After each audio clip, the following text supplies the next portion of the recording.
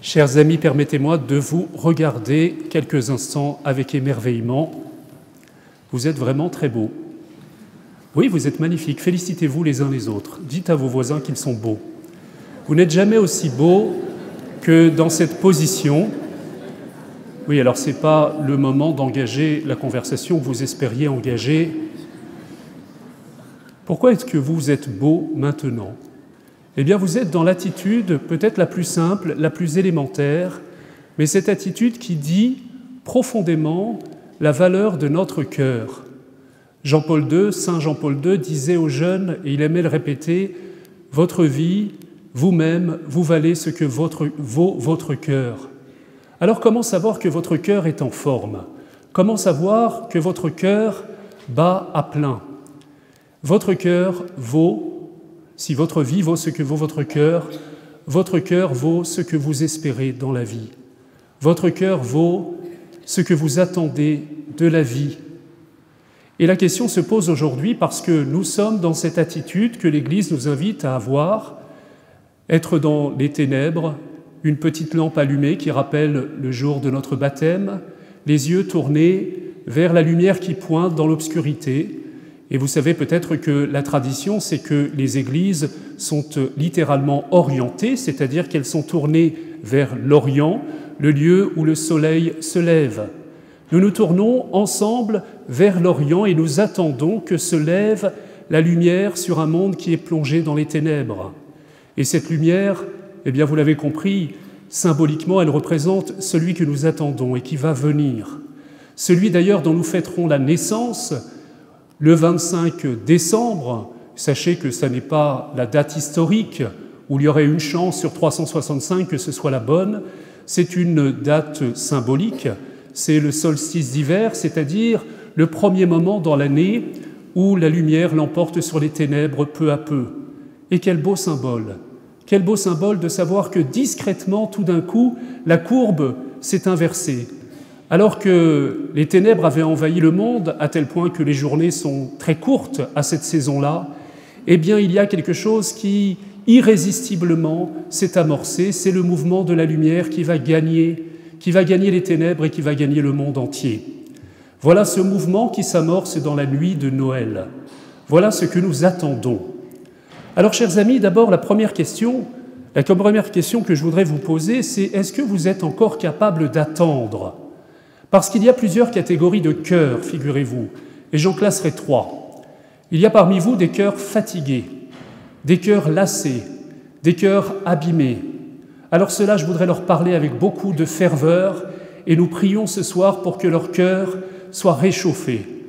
Pourquoi êtes-vous fatigués ? Eh bien, vous êtes peut-être fatigués d'avoir trop attendu, vous avez été déçus, vous avez espéré telle ou telle chose, vous avez espéré telle promotion, telle rencontre, vous avez espéré tel changement dans votre vie et en réalité, vous avez vu que ça ne s'est pas réalisé comme vous le souhaitiez. Et vous êtes peut-être fatigué, blasé, on ne me la fait plus. À quoi bon se lever ? À quoi bon espérer encore ? Eh bien, je vous répondrai que si vous êtes dans cette catégorie-là, peut-être que vous êtes concerné par l'évangile de ce jour. L'évangile de ce jour nous dit que le soleil sera éteint, que les étoiles tomberont. Alors qu'est-ce que ça veut dire ? Tous ceux qui ont vécu une épreuve de désespoir, voire de dépression, savent que tout d'un coup, eh bien, la réalité autour d'eux leur paraît tout d'un coup sombre. Alors même que la lumière est dans le plein jour, ils sont plongés dans les ténèbres du cœur. C'est pour vous, frères et sœurs. Jésus vous dit aujourd'hui, alors ne rebaissez pas la tête, levez-vous et tournez-vous vers la lumière qui va venir. Croyez peut-être que l'espérance que je vous promets, elle est plus profonde, elle est plus grande que les petits espoirs que vous aviez, les petits espoirs humains. Et notre société d'ailleurs, notre société de consommation qui nous parle de satisfaction immédiate de tous nos désirs, de toutes nos pulsions, c'est une machine à nous décevoir. Parce que, vous le savez tous, il y a une grande différence entre quelque chose de grand qu'on attend et quelque chose de petit qu'on satisfait immédiatement. Vous savez, comme disait un philosophe, ces petites éternités de jouissance immédiatement assouvies qui nous ouvrent le cœur à une grande éternité de désespérance. Parce que notre cœur est fait pour de grandes choses, Notre cœur est fait pour aspirer à de grandes choses et trop souvent, nous nous satisfaisons du Black Friday, d'Amazon et de tout ce qui va nous décevoir infailliblement. Et c'est vrai que la société ou tout le fonctionnement de ce monde est fait pour nous distraire, nous dire non, tu n'as pas le temps d'attendre quelque chose de grand.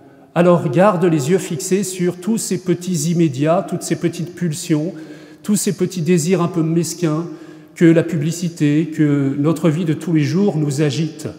Et en réalité, le jour où nous avons fait le tour de toutes ces fausses satisfactions, notre cœur est vide, il est lassé, il est abîmé. Eh bien, frères et sœurs, je vous y invite aujourd'hui, éveillez-vous aux grandes attentes, réveillez dans votre cœur cette espérance. Et nous allons prier aujourd'hui tous ensemble pour nous réveiller dans cette espérance. Il y a une deuxième catégorie, après les cœurs blasés, fatigués, il y a les cœurs brisés, les cœurs en colère. Les cœurs en colère parce que, au fond, eh bien, ils ont été déçus, peut-être qu'ils ont été brisés par des épreuves de la vie. Alors l'espérance est trop douloureuse là aussi. Ou plutôt, il y a les cœurs apeurés. Tiens, nous attendons quelque chose, mais ça n'est plus l'espérance. Nous attendons toujours une catastrophe. Et là encore, il faut se méfier de tous ceux qui nous annoncent une catastrophe climatique, une catastrophe politique, une catastrophe je ne sais pas de quel ordre, et qui nous diraient que nous devons passer notre temps à regarder et à garder les yeux fixés dessus. Eh bien, je vous le dis, cette attente n'est pas l'espérance. Cette attente est de celles qui vont briser votre cœur, ou plutôt qui vont le refermer. Ils vont vous replier sur votre coquille parce que votre cœur sera apeuré sans cesse. Alors là encore, ne criez pas au loup, n'ayez pas peur, redressez-vous. Derrière ces événements qu'on nous agite tout le temps, et vous savez le nombre de fois dans l'histoire de l'humanité qu'on nous a promis la fin du monde, et elle n'est pas venue. Il paraît que c'était un malentendu, que les gens n'avaient pas compris. Moi, je vous le dis, on ne parle pas de fin du monde, on parle de la venue de la grande lumière du Christ. Et cette venue sera tellement grande qu'elle embrasera le monde, c'est-à-dire qu'elle brûlera tout le mal qui est à l'œuvre dans le monde. Et les puissances des cieux, c'est-à-dire les puissances du mal qui sont encore à l'œuvre, eh bien, seront déchues. C'est une joie. Parce que, chers amis, nous attendons trois choses, ou plutôt nous fêtons, trois venues du Christ. Vous le savez, pendant le temps de l'Avent, le sens du mot « avant », c'est « avènement », c'est-à-dire « venu ». Venu de celui qui est venu déjà il y a 2000 ans, qui viendra à la fin des temps et qui vient toujours dans notre quotidien. Voyons ces trois venues et essayons de réveiller notre cœur.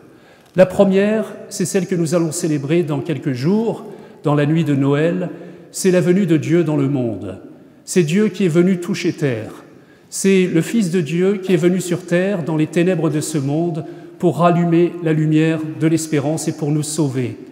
Et vous savez que cette lumière, eh bien, elle s'est allumée dans une grande obscurité. Cette venue a été ignorée par la majorité des hommes. Quelques bergers dans la grotte de Bethléem, dans la nuit de Bethléem, quelques mages venus de loin. Mais l'essentiel de l'humanité est passé à côté, à tel point que, quand il s'est fait connaître, on l'a mis sur la croix. Il est venu dans l'humilité, il est venu rejeté par les hommes, mais ça c'était dans le passé, et nous célébrons cet événement dans la nuit de Noël.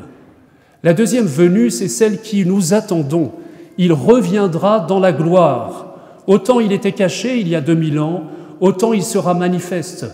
Autant sa gloire était comme tamisée dans l'obscurité de la grotte de Bethléem, dans son humilité, autant le Christ va manifester la puissance de sa résurrection, de sa victoire, et alors toutes les forces qui nous maintiennent encore en esclavage, en servitude, les forces du mal, seront terrassées. Ce sera le moment de sa venue dans la gloire, ce sera la résurrection des corps, ce sera ce temps que lui-même ne connaît pas puisqu'il est dans les desseins du Père, secret. Alors n'allez pas croire ceux qui vous annoncent que ça va arriver aujourd'hui, ça peut arriver aujourd'hui, mais nous ne le savons pas. Et troisième venue, je vous l'ai dit, il est venu dans le passé, il viendra dans l'avenir, mais il est aussi celui qui vient à toute heure du jour et de la nuit. Et c'est cette venue qui est la plus intéressante pour nous parce qu'elle prépare le retour du Christ. Jésus, je vous le dis, ce soir, chers amis, frappe à la porte du cœur de chacun.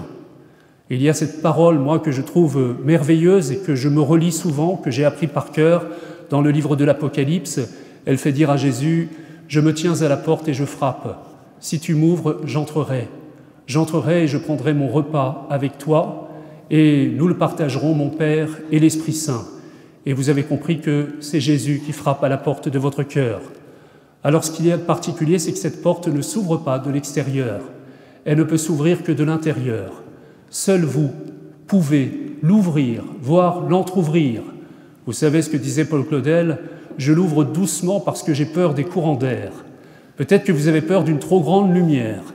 Peut-être que vous avez peur du courant d'air de l'Esprit Saint.